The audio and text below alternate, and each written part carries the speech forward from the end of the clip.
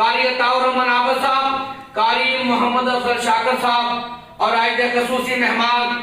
मेरी जिंद जान बल्कि सारे दी आन शान मेरी मुराद चौधरी नासिर महमूद महर साहब हमीद तशरीफ फरमान है। साढ़े चौधरी गुलाम मुर्तजा बनाए साहब दीगर उलमाए कराम अल्लाह पाक सारे दा उन्हें कबूल फरमाए।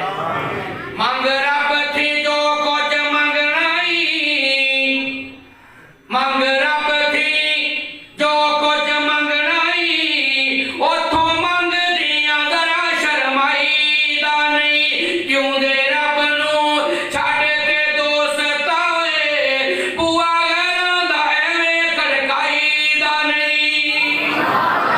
जो ना सुनन जोगे ना कुछ करन जोगे, उन्हें मार के सत बुलाई दा नहीं, मौला हय्युल कय्यूम नू छड़ के ते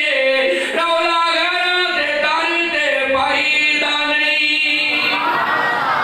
आ मन ले कुरान दा कहना कि तू जन्नत विच कर लेना, आ मन ले कुरान दा कहना कि तू जन्नत विच कर लेना,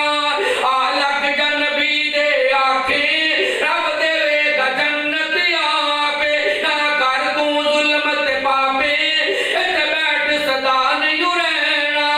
ओ फिर चल कम के बैतुल्ला कर माफ गुनाह तेरे अल्लाह, फिर चल कम के बैतुल्ला कर माफ गुनाह तेरे अल्लाह, ओदी रहमत दा पढ़ पल्ला,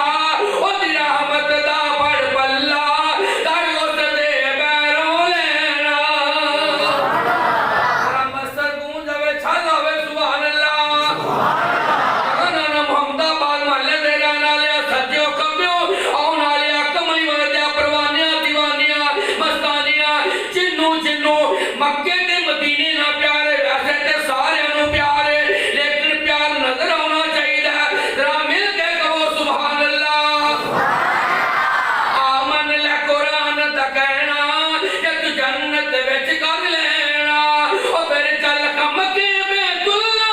कर माफ गुनाह तेरे अल्लाह, ओदी रहमत दा पढ़ पल्ला, तर उस दे बैरों लेना।